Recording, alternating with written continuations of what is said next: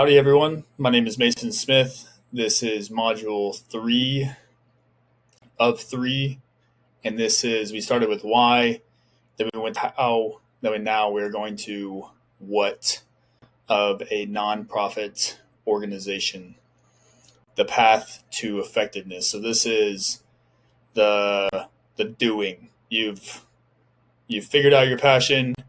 You've established your actual nonprofit. You've formed it. You have the articles of formation. You have the 501c3 status, tax exemption.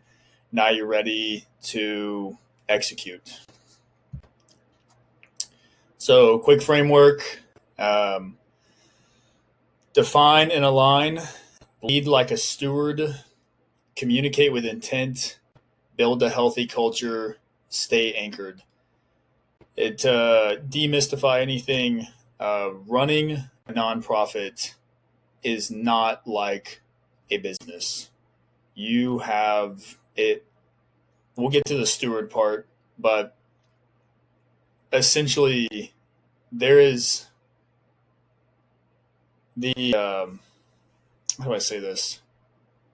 You are leading people by their heart and not their wallet or livelihood or anything like a normal business. So it is a whole different monster when you are leading volunteers, directors, officers.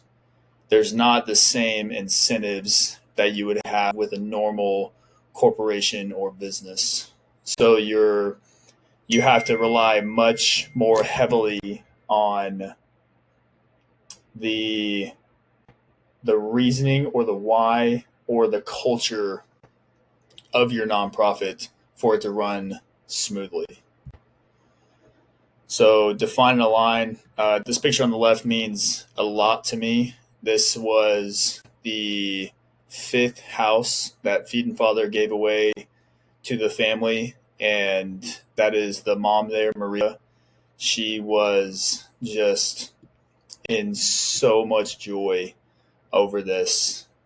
She's hugging her son, Juanito, and just, it was an incredible moment. Not a dry eye in the whole area.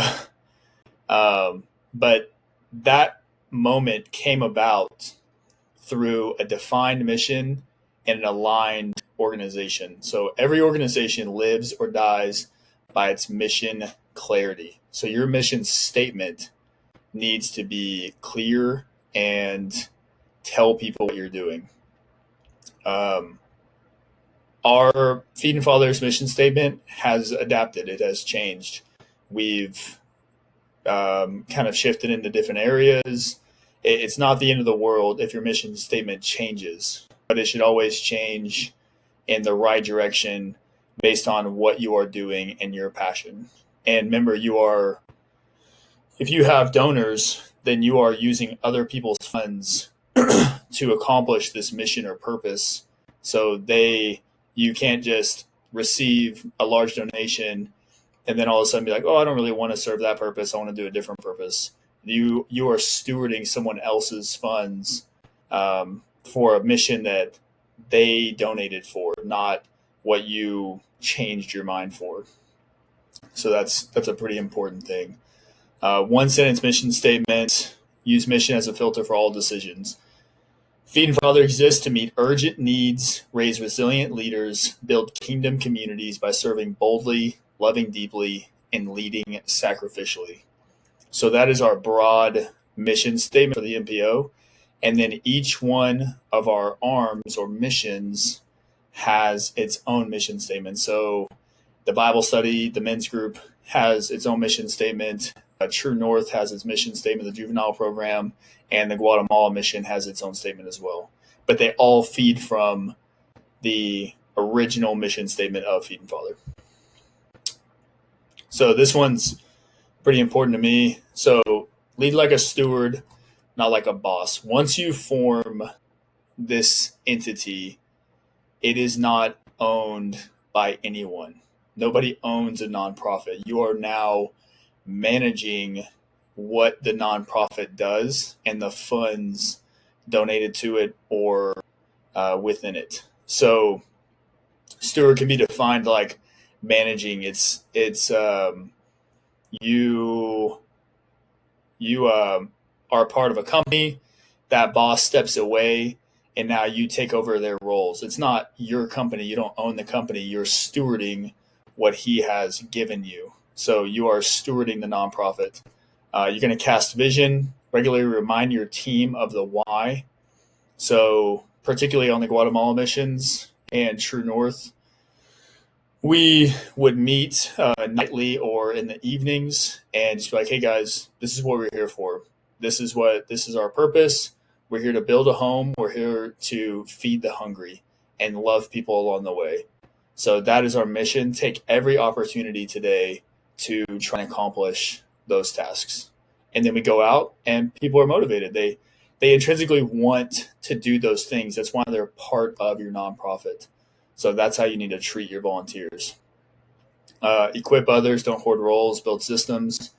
This is extremely important if you want to have longevity. Delegation is massive. People want autonomy. They want responsibility. They want authority and tasks.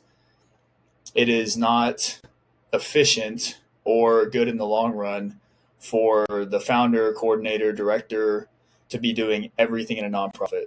If you get taken away, that means all missions stop. So you should have people that can do your job. A good leader develops leaders. I have beat myself to the quote. The best leaders are those who develop other leaders. So while I still get my hands dirty, I still build, I still swing hammers, I still teach at men's group.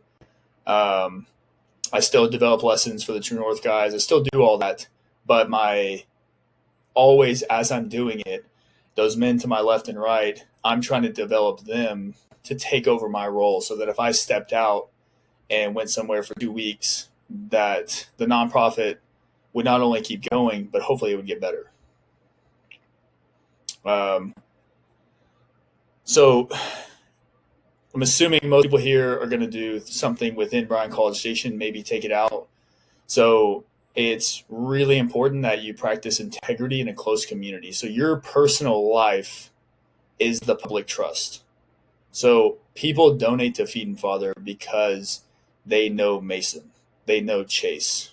It's not, there's so many nonprofits, there's so much fraud, there's so many bad things that go on where directors, coordinators, board members take money that they're not supposed to. There's a lot of misrepresentation out there. So people are naturally skeptic of donating their hard-earned money to a cause. But if they know the people behind it, they know Mason and Chase, and they trust us based on our personal lives, how we lead our lives in the public eye, probably behind closed doors as well, then that's what builds that trust, and that's what helps donations and fundraising and all those types of things. So very, very important.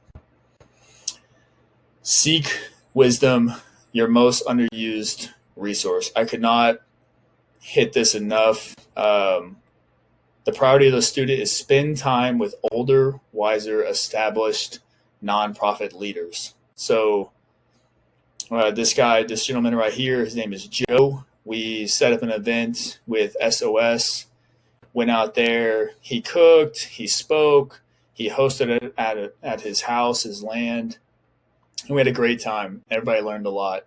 And it was so simple. He was a connection through another gentleman that I knew, and he was more than excited to host us and speak. And he has 70 years of experience to share with these kids. And then we can go through and answer questions and do all the small things as well.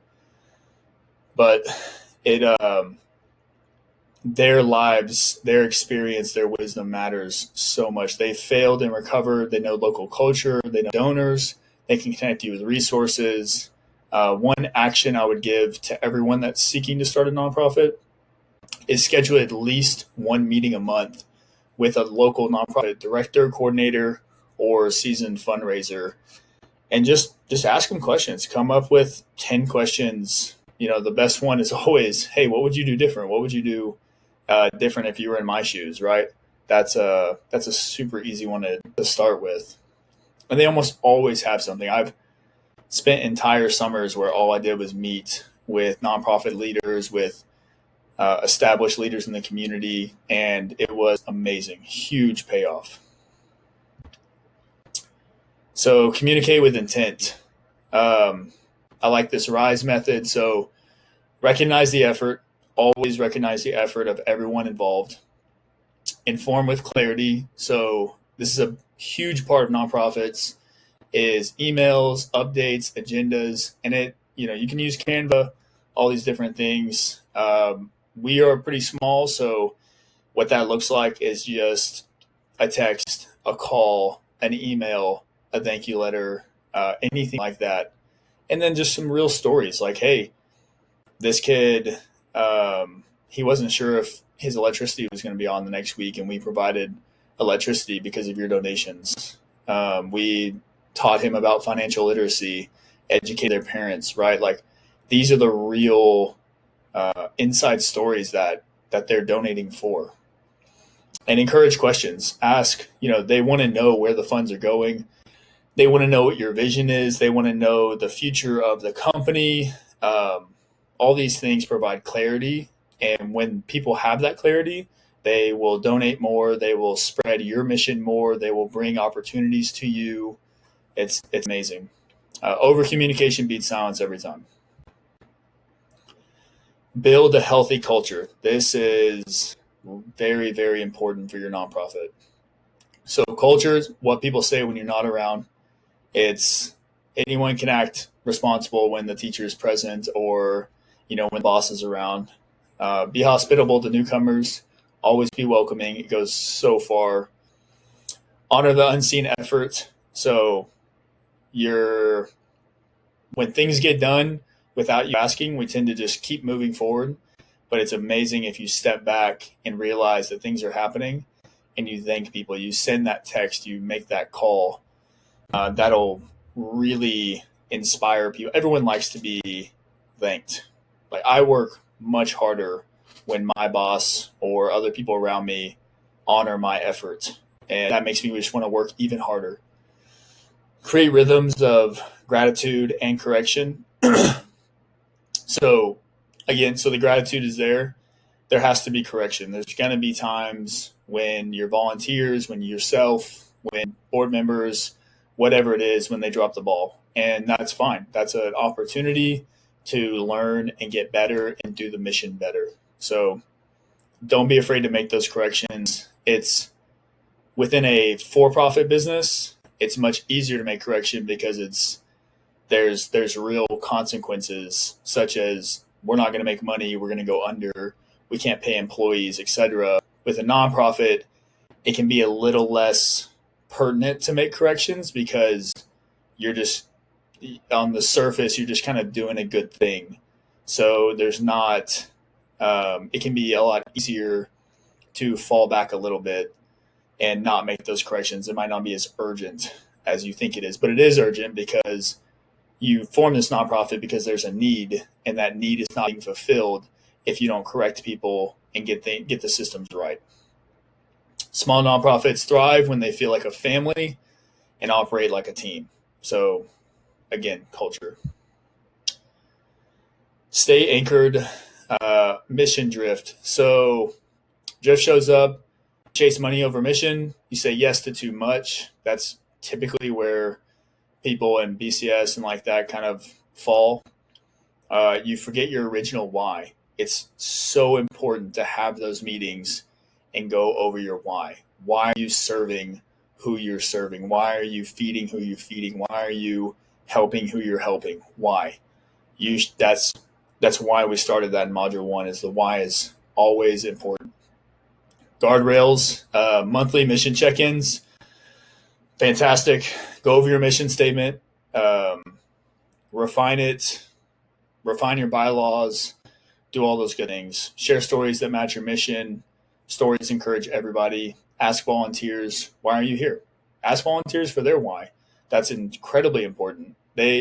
I've seen self-discovery happen on the spot. Volunteers will show up just because maybe they need hours, or they just like volunteering, and then you start talking to them. You're like, hey, why are you here? Like, why do you have this record of volunteering? And they start thinking about it, and they're like, oh wow, like, well, I guess I wish someone would have done this for my family growing up, or they have a deep personal tie-in, and when you lead them to self-discovery like that, then they might end up being your best volunteer. So I've seen it happen.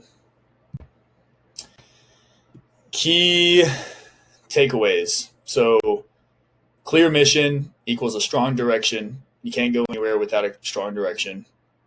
Wise mentors will accelerate your growth in the right direction. Communication and culture are the glue that hold teams together. Communicate, communicate, communicate. And that communication will create a good culture. Stay humble, stay focused on your why. Mission drift is real. Be proactive about it. So that's it.